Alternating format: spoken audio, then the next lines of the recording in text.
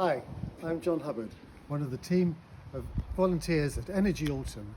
Over the last 10 years, we've been helping homeowners find ways to make their homes more energy efficient.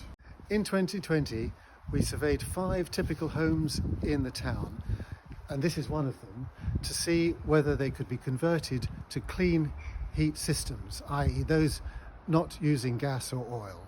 We then looked to see what would work for other homeowners in the town and came up with the Clean Heat Guide.